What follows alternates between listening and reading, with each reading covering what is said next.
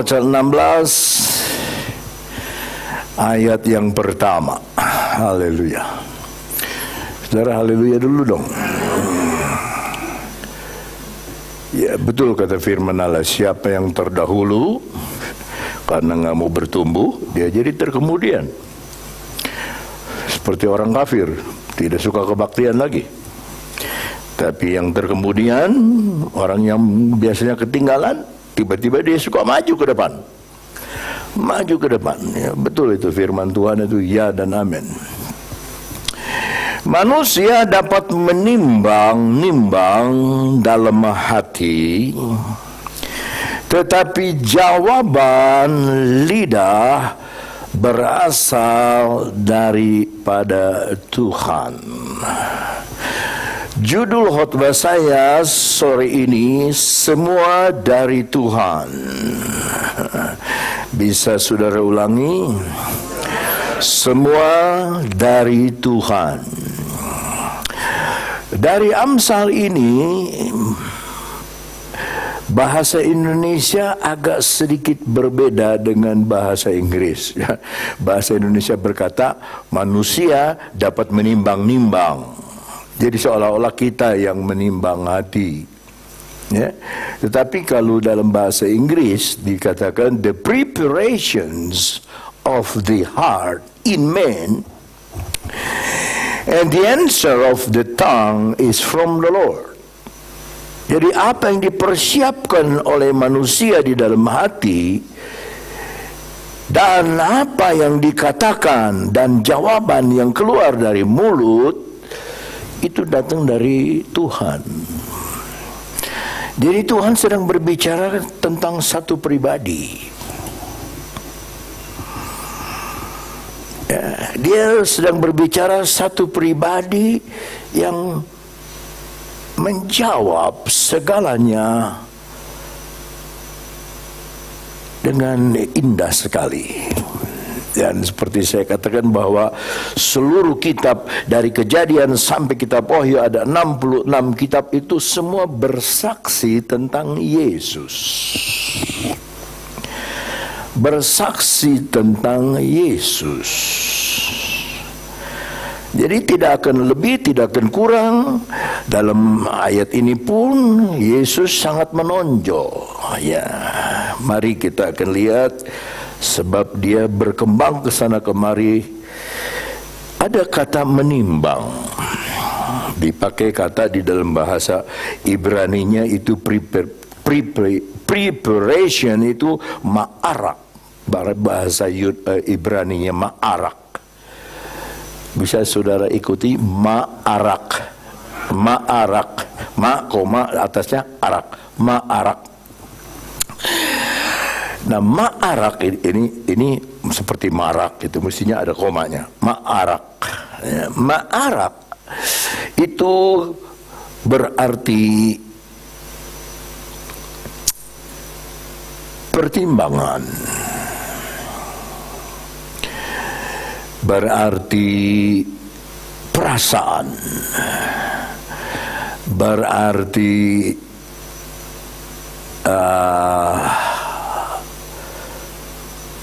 cita-cita. Ya, ini yang baik, tentu semua yang baik. Berarti pengaturan. Tadi Ibu Ratna mau ada jemaat mau menikah hari Sabtu, jadi dia harus mau atur, sebab yang menyanyinya bagaimana, Alkitab yang mau dikasih di mana, kejadiannya di mana, itu ada pengaturan, arrangement, preparation, ya, persiapan, ya. Terus juga ada keadaan mental. Pokoknya yang berhubungan dengan hati, yang berhubungan dengan pikiran.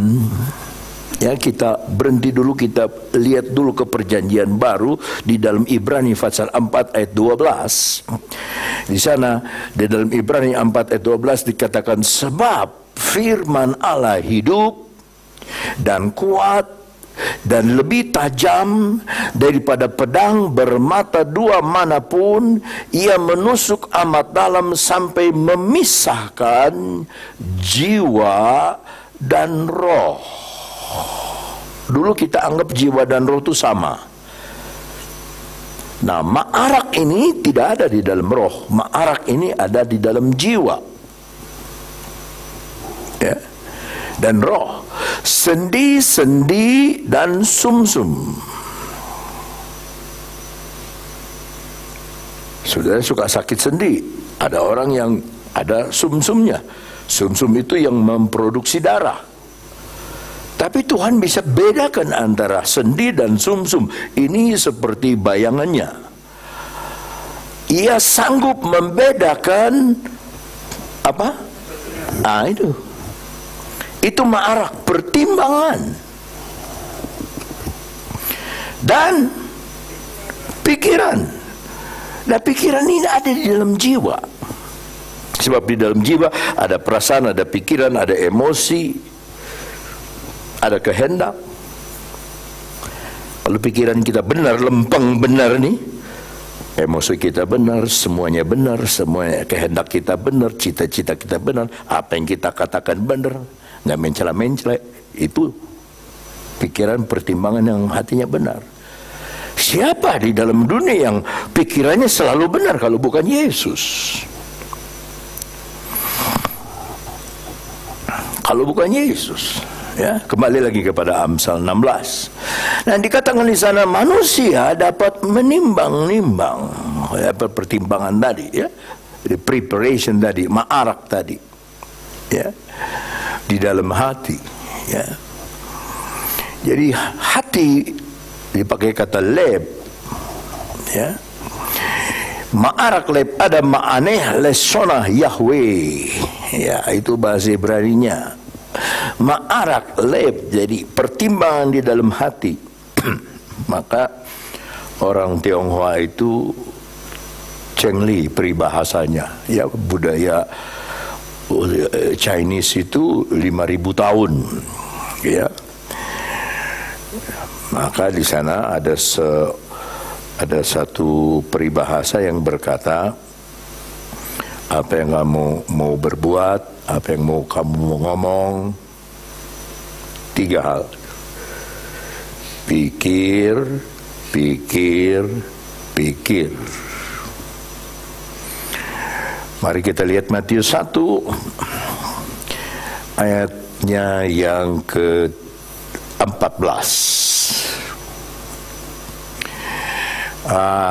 Sorry.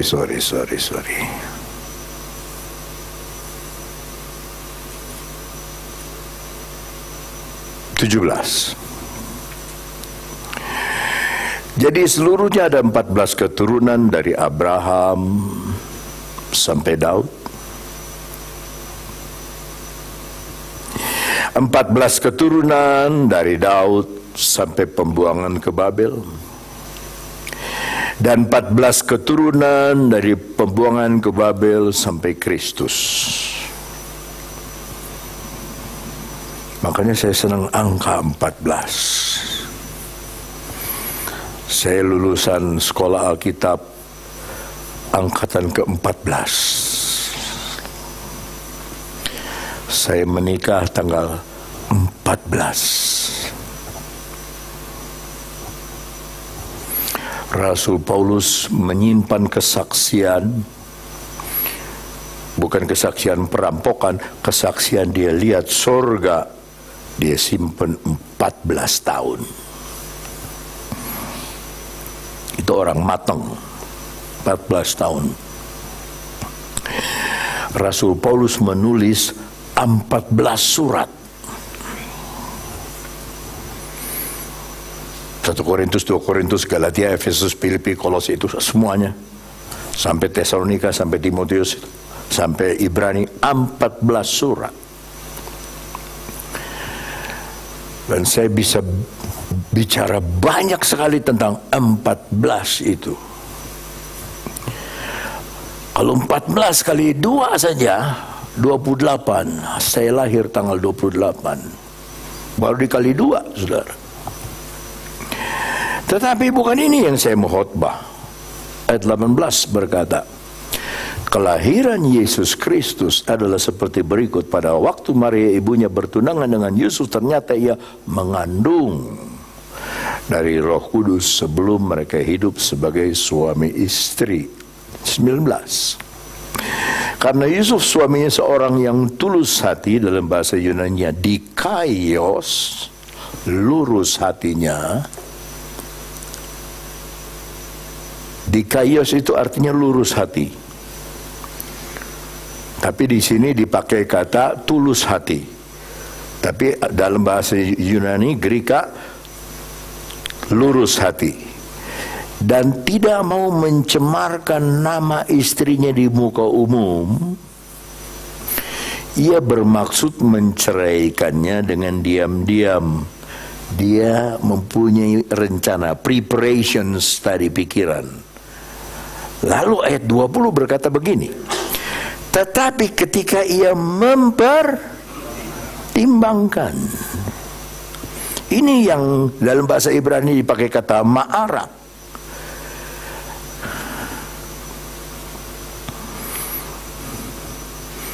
Mempertimbangkan maksud itu. Sekarang saya mengerti kenapa Tuhan ambil wakil gembala.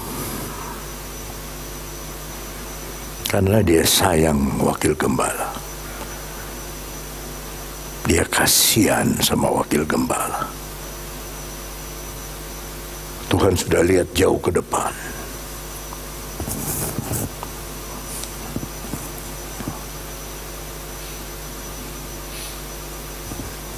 Pulang. Now I understand, Lord, terima kasih. Sekarang saya mengerti. Karena dia mempertimbangkan Yusuf, datanglah jawaban dari Tuhan. Maka tadi saya main tuh Kristus jawaban. Sebab segala sesuatu jawaban datang dari Tuhan. Pertimbangan juga datang dari Tuhan. Nah, karena ada kata timbang, kita harus kembali kepada Amsal 11 ayat 1. Dalam Amsal 11 ayat 1, neraca serong atau timbangan yang keliru, timbangan yang dibikin licik, diberat sebelahin. Asalnya janji iya, tetapi sekarang tidak. Asalnya janji semua dikasih, sekarang semua diambil. Neraca serong adalah apa? Bagi siapa? Kita aja manusia udah sebel, apalagi Tuhan. Keji, kata Tuhan, kalau omongan tidak sama dengan kenyataan, tidak sama dengan janji. Gimana ini? Lebih baik batal.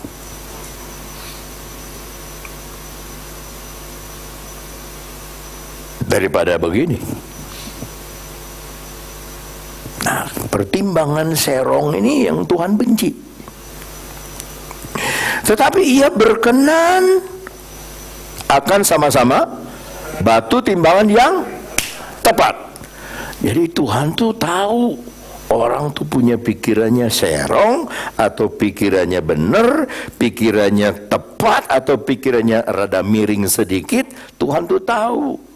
Suami itu benar di depan istri kelihatannya atau bohong sama istri. Itu Tuhan tahu. Jangan saudara anggap Tuhan tidak tahu. Ya, makanya saya bilang saya nggak perlu dihakimi manusia. Tuhan hakim saya. Kalau Tuhan hakim saya, saudara, kalau saya nyeleweng, dia yang marah. Sebelum saudara marah, dia marah lebih dulu. Tuhan bisa macam-macam bikin sama saya. Saya hambanya, pegawainya saya. Tapi kalau dia bilang stop, saya stop. Kalau dia bilang jangan dulu, jangan dulu. Saya lebih nurut sama Tuhan daripada kepada manusia. Apalagi manusia pakai neraca miring.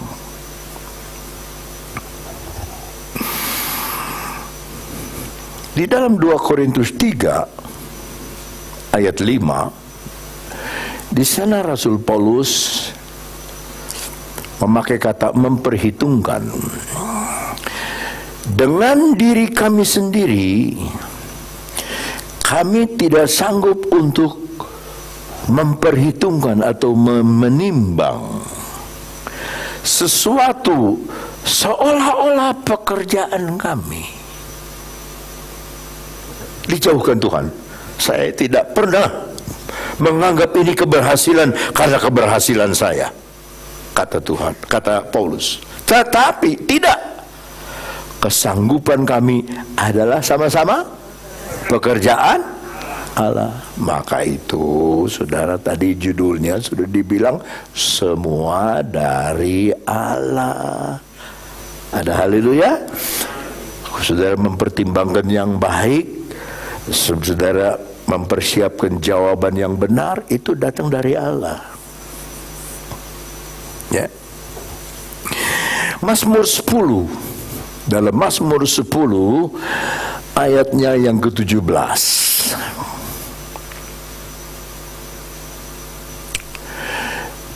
keinginan orang-orang yang tertindas telah kau dengarkan ya Tuhan. Situ dipakai kata menguatkan, ya. Nanti kita lihat bahasa Inggrisnya. Engkau menguatkan hati mereka, engkau memasang telingamu. Inggris. Lord, thou hast heard the desire of the humble. Thou wilt prepare, mempersiapkan dari preparations, their heart. Tahu nggak saudara datang ke gereja ini, ke kebaktian ini, hati saudara disiapkan oleh Tuhan. Hati saudara digerakkan oleh Roh Kudus. Kamu hari ini kebaktianlah.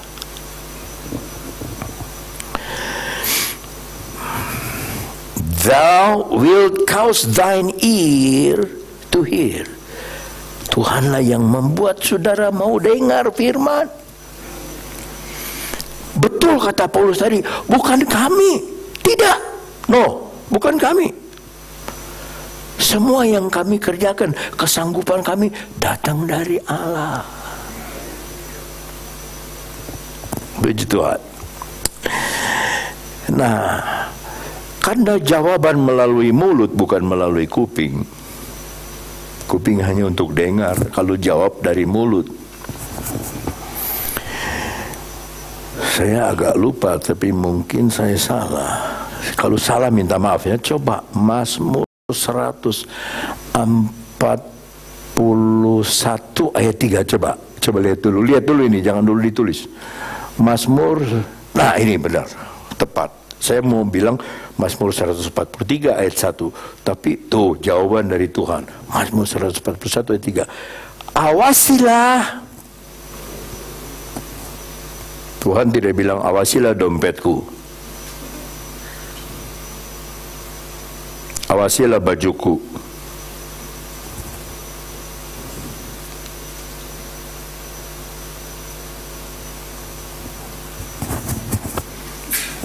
Orang di Jawa Tengah bilang, mulutmu harimaumu.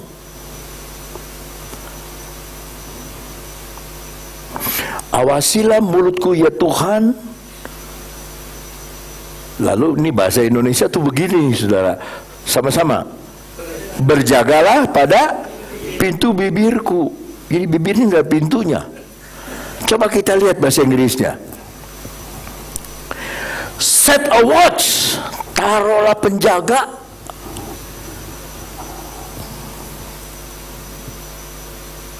Taruhlah penjaga before my mouth, di depan mulutku. Penjaga. Keep the door of my lip.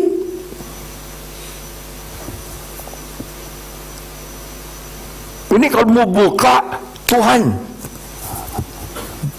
biar penjaga yang atur. Nah, penjaga itu Roh Kudus.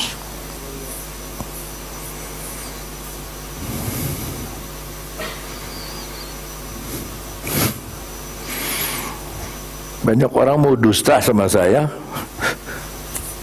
ketahuan sendiri. Aduh.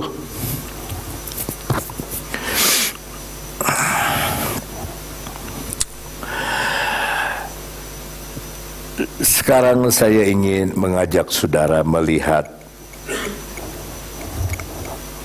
tanya jawab antara Nabi Musa sama Tuhan. Sebab kita suka dengar hanya Nabi Musa begini, tapi ada tanya jawab dengan Tuhan. Sampai Tuhan yang panjang sabar, sampai marah sama Musa karena obrolan Musa ini. Keluaran 4 ayat 10 sampai 14. Lalu kata Musa kepada Tuhan, "Ah Tuhan, ini persis jemaat GPDI banyak ngomong begini. Jiwa baru, ibu-ibu, bapak-bapak kalau disuruh nyanyi, disuruh bersaksi, ah om, Tuhannya diganti sama om.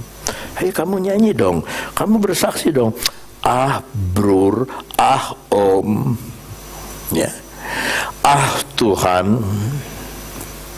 Tuhan dipakai namanya dengan sia-sia.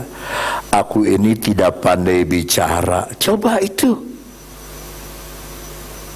Nggak mungkinlah Tuhan panggil Musa kalau dia tidak akan memberikan kemampuan bicara, bukan? Nggak mungkin. Tapi Musa menilai Tuhan kayak kita. Gue bohongin aja nih Awon Datu, nggak tahu dia.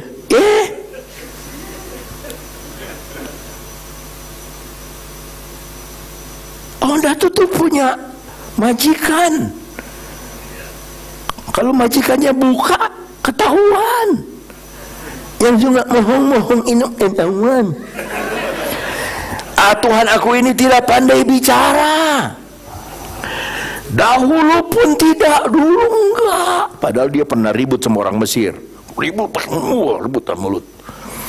Nah, tadi kita dengar kesaksian dari saudara Anton, ya. Kalau dia bisa buang air sampai 1 malam 3 kali, itu mesti terima kasih sama Tuhan. Saya tidak buang air 5 hari. Menderitanya luar biasa Anton. Ya kamu baru 3 kali itu terima kasih ban kamsya, masih bisa buang air. Ya Anton itu katanya tadi pemain bass gitar, kalau nyanyi rap itu bagus dia kan. Aku sakit, aku makan, diapet malah mencret.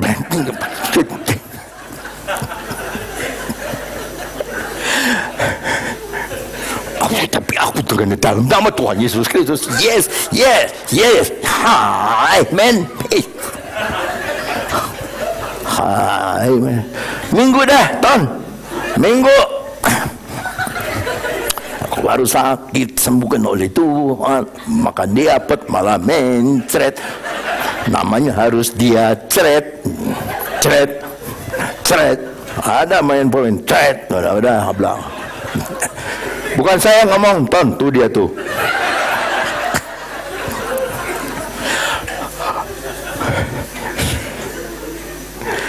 Tuhan itu baik, saudara.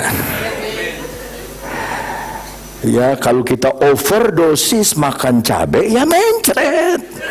Biar makan diapet juga, kalau overdosis udah tahu sakit masih makan cabai. Ya, biar Nabi Musa juga mencret. Haleluya. Engkau berfirman kepada hambamu pun tidak. Dan sejak engkau berfirman kepada hambamu pun saya tidak bisa bicara, sebab aku berat mulut dan berat lidah. Saudara bisa bilang amin gak tuh? Dia berat mulut berat lidah, lancar gitu dia ngomong. Coba kalau Anton bilang sama Tuhan, saya nggak bisa ngomong Tuhan, bangga Tuhan percaya.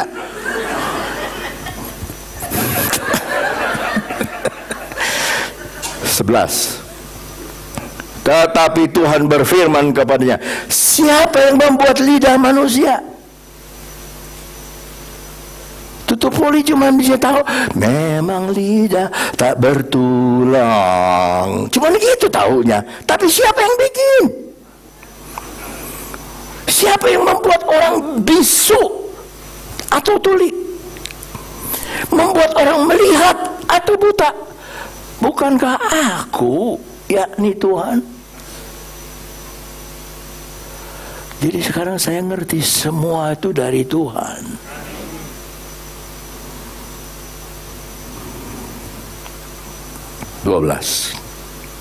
Oleh sebab itu pergilah, aku akan menyertai lidahmu. Coba Tuhan sampai ngomong begitu.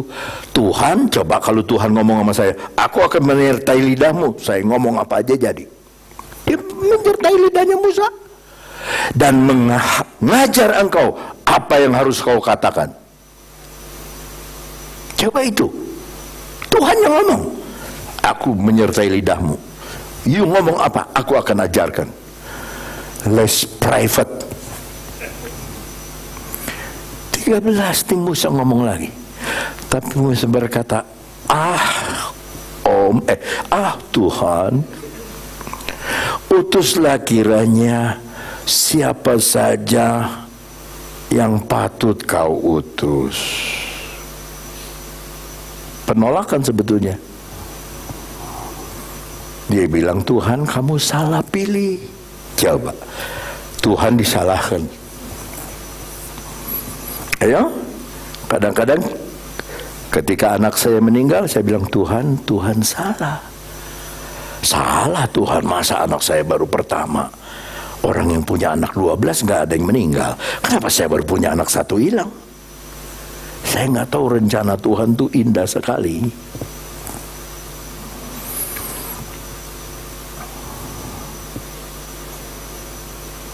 Sudah lewat anak saya meninggal.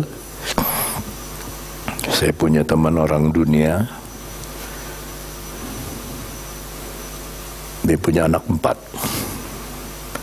3 perempuan, 1 lelaki. Karena papanya suka badminton, dia dikasih nama Hansen, pemain badminton Denmark waktu itu. Sudah besar, meninggal. Hansen yang meninggal. Maka istrinya menangis tiap hari di kamar, tidak mau makan, tidak mau keluar kamar, tidak mau mandi, tidak dandan. Aduh. Teman bapak ini kenal saya. Bilang, saya ada teman di Cianjur pendeta. Dia anggap pendeta tuh kayak dukun. Dia panggil saya, koyo, tolonglah nih istri oe gini, tolonglah. Boleh saya masuk ke kamar? Boleh, silakan masuk. Jadi saya masuk sama teman saya orang Jakarta nih, badannya gede. Namanya Taufik, Pak Taufik, bukan wakil DPR, bukan. Dia udah nangis duluan. Saya bilang, jangan nangis. Pak, kita mau menghibur orang susah. Orang lagi susah kita mau hibur. Jangan nangis. Iya Pak. Badan gede, suara gede. Tapi mau nangis. Jangan nangis Pak. Saya yang mesti nangis Mas, sebab saya susah kan. Anak saya baru meninggal. Cik, udahlah Cik. Jangan menangis. Engkau siapa? Saya pendeta Awon Datuk, pendeta Yoyo. Oh pendeta? Tuhan nggak ada, Tuhan nggak adil. Kenapa Tuhan nggak adil? Kenapa dia ngambil anak saya? Saya punya anak 4, 3 perempuan 1 lelaki. Kenapa Tuhan ambil 1 yang lelaki? Kenapa nggak yang 1 aja dari yang 3 yang perempuan? Dia nyalahin Tuhan. Saya bilang, Encik mah punya anak 4 Cik. Wah mas 1, satu-satunya diambil. Baru dia diem. Sejak itu dia mau makan. Makanya itu orang sampai sekarang baik sama saya. Istrinya itu sampai sembuh, sampai baik, sampai mau makan, sampai senang, sampai normal kembali, sampai ke toko lagi, sampai dagang lagi. Sekarang saya tahu, oh Tuhan bikin saya kehilangan anak supaya saya bisa hibur anak orang lain yang kehilangan anak. Teman saya punya anak di Bojonegoro, pendeta ini. Dia mau berhenti jadi pendeta. Anak lakinya tuh tidur di bawah, dipan bawah. Tangannya begini. Keluar tempat tidur. Sore-sore tidur, ular datang. Kecil ular, patok tuk. Dia rasa, apa sakit. Racun jalan, mati. Itu pendeta bilang, berhenti, saya mau berhenti jadi pendeta. Saya tulis surat sampai nangis, sambil menangis. Saya tulis surat berapa lembar. Saya kehilangan juga anak, kamu jangan putus asa gini-gini. Saya kirim. Dia balas, kalau kamu tidak kirim surat, saya sudah tinggalkan pekerjaan Tuhan. Sampai sekarang tuh pendeta tuh masih jadi pendeta. Umurnya udah 75 tahun. Istrinya baru meninggal. Yang lebih hebat udah umur 75 mau kawin lagi. Sama mantan pacarnya pun 75 tahun. Maka 75 ketemu 75, 150 persis korban German Wing. Jadi udah dihitungin sama Tuhan.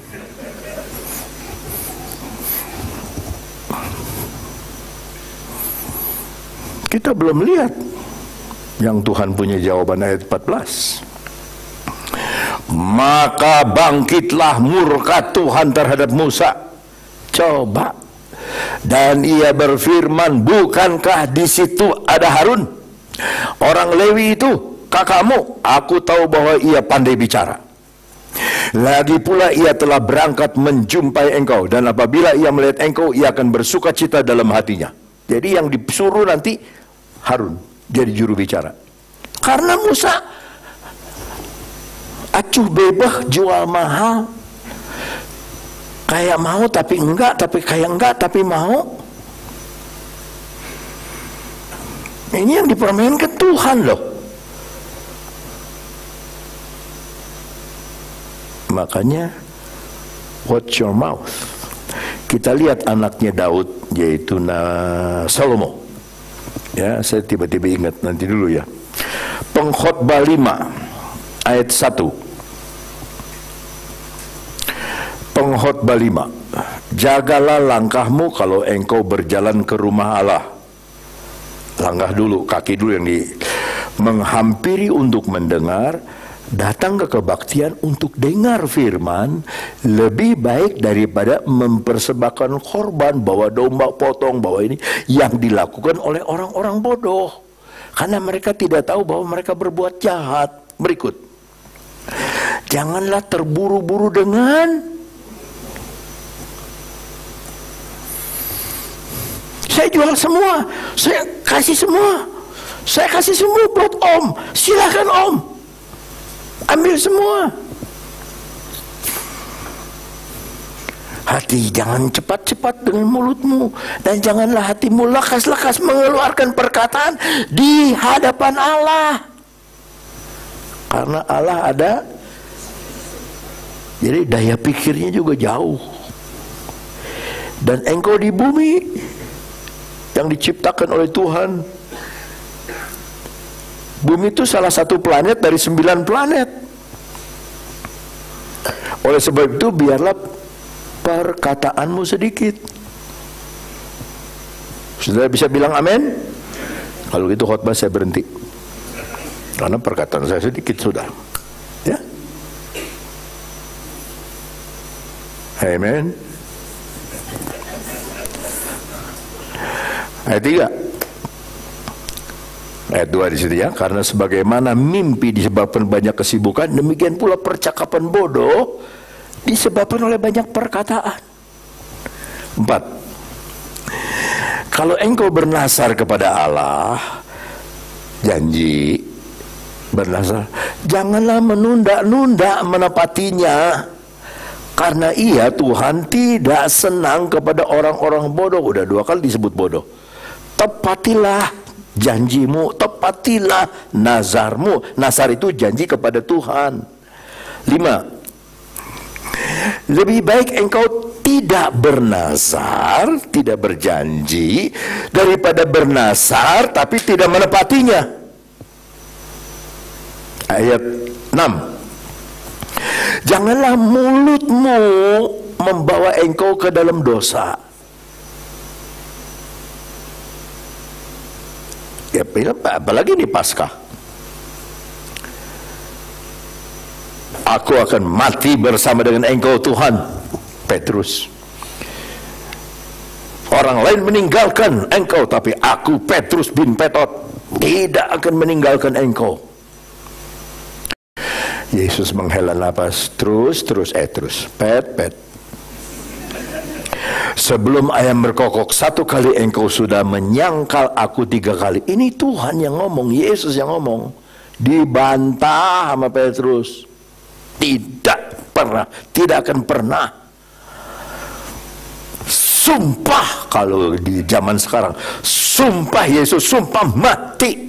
Semua hidupku untuk engkau. Apapun. Kalau mungkin lagu tadi sudah ada pada zaman Petrus, Petrus sudah nyanyi, pakailah seluruh hidupku, ku serahkan bagimu. Yesus bilang, sebelum ayam berkokok 1 kali, engkau sudah menyangkal aku 3 kali. Semua murid ngomong sama, tidak akan. Ya. Waktu Yesus sudah dirangket, dipukulin, dipegang, mahkotain duri, bajunya udah dipakai, dirobek-robek, kasih jubah. Petrus diam-diam keluar dari kerumunan orang, ketemu perempuan. Kamu kan Petrus, muridnya Yesus tuh? Bukan, serupa tapi tak sama. Bukan. Ketemu lagi anak kecil. Om Petrus yang ngajar sekolah minggu kan nih, Om Petrus. Mana tahu apa? Tidak. Sampai ketemu pengawal. Kamu kan orangnya Yesus, bahasamu ngomong haleluya haleluya terus tuh. Kamu kan yang nanyanya ISIS. Kamu kan Kristen. Dia sumpah, aku tidak pernah kenal Yesus, aku tidak pernah Petrus yang sama, aku tidak pernah kenal. Jadi kalau ada orang bohong sama saya, memang udah dicontohin sama Petrus. Begitu dia bilang, aku tidak kenal, aku bersumpah, aku tidak kenal dia. Ingat dia, oh iya benar. Sebelum ayam berkokok 1 kali, aku telah menyangkal Yesus 3 kali. Dia nangis terseduh-seduh. Tapi Yesus bukanlah manusia biasa. Waktu dia bangkit dari maut, dia bilang, beritakan kebangkitanku kepada murid-muridku dan kepada Kefas, artinya Petrus, dan Petrus juga. Jadi Paskah itu pengampunan Tuhan untuk orang yang jatuh. Kalau kita Paskah aja nggak mau kebaktian, kita lebih jatuh dari Petrus. Sebab Petrus dia datang, diangkat sama Tuhan. Yang dipakai sama Tuhan bukan orang percaya, orang pada nggak percaya. Markus 16 ayat 11. Tetapi ketika mereka mendengar bahwa Yesus hidup dan telah dilihat olehnya, oleh Maria Magdalena, oleh Maria Magdalena, sama-sama 3 ayat terakhir, 3 kata terakhir, mereka tidak percaya. Murid Yesus semua tidak percaya. Ayat 12.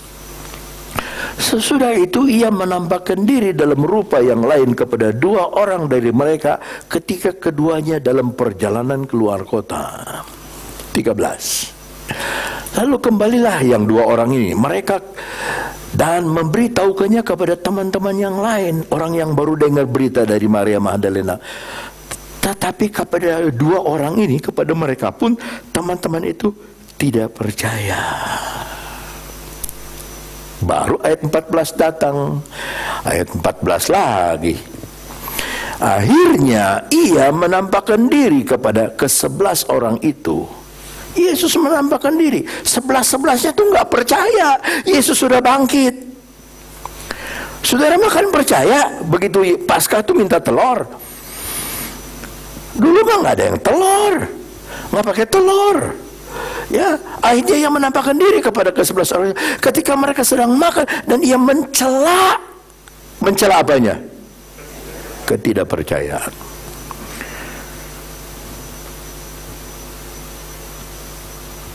Dan kedegilan. Degil itu apa ya? Persamaan yang saudara bisa ngerti. Ya? Bebal itu bodoh sekali. Degil iya. Kalau bahasa Tionghoanya auban. Auban itu artinya apa, Pak? Keras kepala. Iya. Ini keras kepala, keras hati. Sudah 2 saksi datang. Aku lihat Yesus bangkit. Aku lihat Yesus bangkit. Mereka nggak percaya. Tapi kepada orang yang tidak percaya ini, Yesus mempercayakan berita Injil. Ayat 15. Lalu ia berkata kepada mereka, pergilah ke seluruh dunia, beritakanlah Injil. Apa Injil itu? Kabar sukacita, kabar kesukaan, kabar baik. Beritakanlah Injil kepada segala makhluk. Ayat 16 nih disindir sama Yesus. Siapa yang percaya dan dibaptis akan diselamatkan. Tapi siapa yang tidak percaya akan dihukum. Mari saya kasih ilustrasi. Saya tidak bisa memaksa orang untuk dibaptis. Saya tidak bisa menolak orang yang minta dibaptis. Kalau orang datang, Om saya minta dibaptis, mungkin alasan dia salah, tapi saya tidak boleh menolak karena dia minta dibaptis.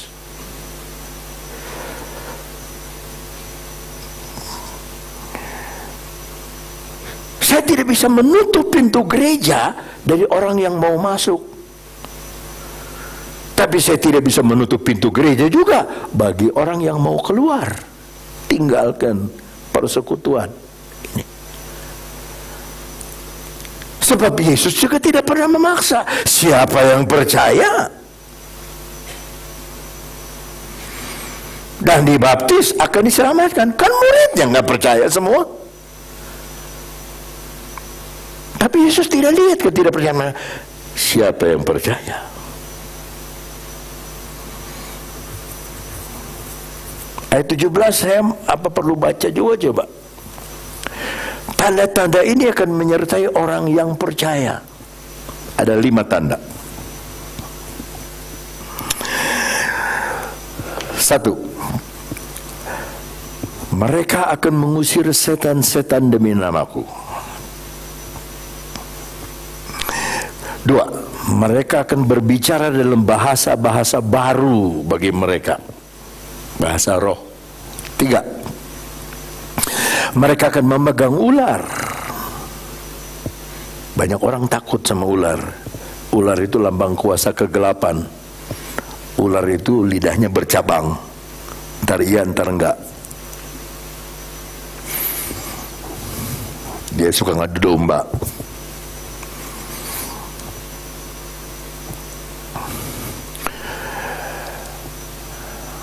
Dan sekalipun mereka minum racun maut, banyak yang mau meracuni iman saudara, meracuni ketulusan kita, meracuni kasih sayang kita kepada Tuhan. Mau diracuni, mereka tidak akan mendapat celaka.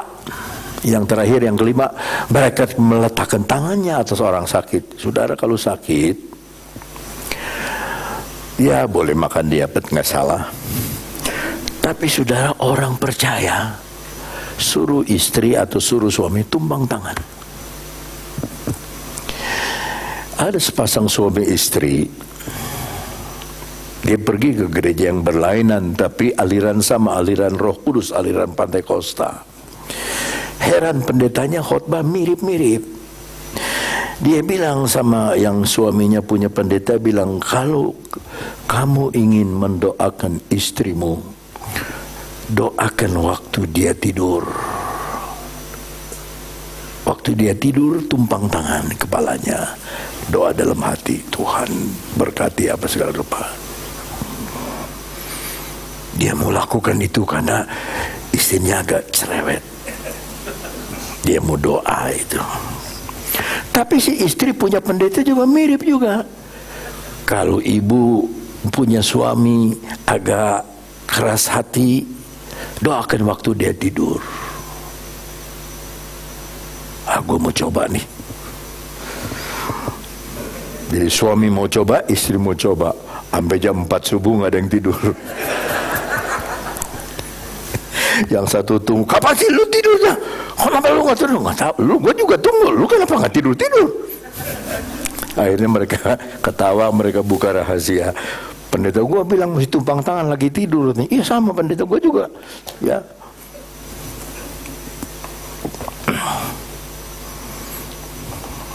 Ibu-ibu kalau lihat ada suami yang rada kacau jalannya, tunggu dia tidur.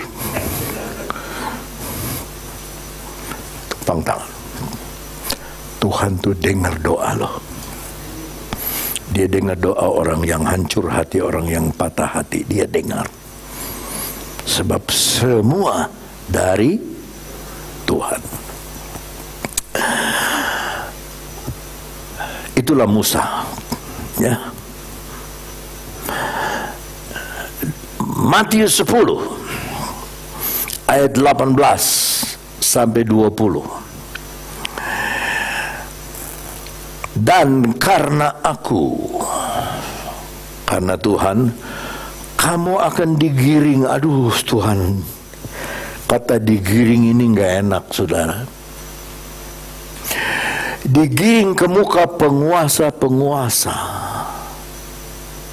dan raja-raja sebagai satu kesaksian bagi mereka dan bagi orang-orang yang tidak mengenal Allah. Ini banyak murid-murid saya digiring-giring ke camat, ke kantor lurah. Ya, ada yang digiring sama FPI, diancam tutup nggak gereja? Kalau nggak ditutup, kami datang lebih banyak. Tapi justru yang suruh tutup itu adalah orang yang sama yang suruh bilang buka Pak gereja. Karena pendeta itu doain anaknya yang sakit, yang tidak sembuh-sembuh oleh dukun, oleh dokter, didoain sama pendeta. Kan sudah pernah bersaksi di sini kan pendetanya, malah sembuh. Sampai kalau pendeta itu lewat, ibunya bilang, nah itulah yang doain kamu sampai sembuh. Nah suaminya itu FPI, Front Pembela Iman. Dia bilang, Pak, bikin Pak gereja Bapak, bikin gereja. Kami dukung semua. Haleluya. Ayat 19. Apabila mereka menyerahkan kamu, janganlah kamu khawatir akan bagaimana dan akan apa yang harus kamu katakan. Karena semuanya itu akan, saudara nggak bisa ngomong, tapi nanti dikaruniakan, saudara bisa bicara, dikaruniakan kepadamu pada saat itu juga. Ayo, guru les bahasa mana yang bisa ngajar murid saat nggak bisa dia jadi bisa? Nggak ada kecuali Tuhan. 20. Karena bukan kamu. Haleluya. Coba sama-sama. Karena bukan kamu yang berkata-kata. Ini nih kamu nih. Bukan daging yang berkata-kata, melainkan roh Bapamu yang ada dalam hati. Dia yang akan berkata-kata di dalam kamu.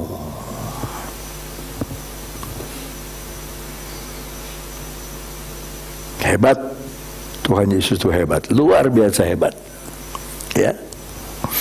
Sebagai ayat terakhir, 10 menit terakhir, saya mau mengajak saudara membaca satu kisah tentang Bileam. Saudara sudah tahu Bileam itu disogok oleh Balak, raja jahat, untuk mengutuk orang Israel. Diajak ke gunung, kutuk orang Israel. Sebab apa yang dikatakan Balak kejadian terus. Dikatakan Bileam terjadi terus. Jadi Balak pakai duit, nyogok nih si pendeta ini disogok. Nih saya kasih duit banyak nih, kutuk tuh Israel, supaya Israel jadi susah, supaya Israel jadi miskin. Sebetulnya saya ingin baca ini dari ayat 1, kalau saudara tidak keberatan, sampai ayat 10. Berat apa enggak? Enggak. Ayat 1, Bilangan 24 ayat 1. Ketika dilihat Bileam bahwa baik di mata Tuhan, ini Balak di sampingnya, kutuk tuh Israel. Ketika dilihat Bileam, ketika Bileam melihat bahwa baik di mata Tuhan, Nabi Tuhan kok, dia lihat, wah nggak bisa dikutuk nih. Untuk memberkati Israel, ia tidak mencarikan pertanda lagi seperti yang sudah-sudah. Sebab dengan mencari tanda dapat duit, mencari tanda dapat duit, enggak. Tetapi ia menghadapkan mukanya ke arah padang gurun. Itu orang Israel di bawah. Di sini Balak. Balak bilang kutuk. Bileam bilang begini. 2. Ketika Bileam memandang ke depan dan melihat orang berkemah menurut suku mereka, maka roh Allah menghinggapi dia. Ini yang saya senang. Kalau roh Allah yang bekerja, semua beres. Kalau bukan roh Allah yang kerja, kalau roh daging, roh serakah, roh bohong, roh dusta yang kerja, kacau semua, terputar balik. Ayat 3. Lalu diucapkannya sanjak. Sanjak beda sama sajak. Kalau sanjak itu seperti cerita. Kalau sajak ada bait-bait. Sanjaknya gini. Tutur kata Bileam bin Beor. Dia sebut namanya sendiri. Tutur kata orang yang terbuka matanya. Dia ngaku kemarin itu buta. Karena dia nggak lihat malaikat. Kalau dia nggak lihat malaikat. Sekarang sudah terbuka matanya. 4. Tutur kata orang yang mendengar firman Allah. Kan semua jawaban dari Tuhan. Yang melihat penglihatan dari yang Maha Kuasa. Jangan nggak percaya saudara. Dengar kesaksian hari Jumat. Ibu itu waktu dioperasi, dibius, dia lihat 3 orang di dalam ruangan operasi. Dia lihat 3 orang, terus 1 orang, Bu Narmadi, 1 orang datang sama dia. Hei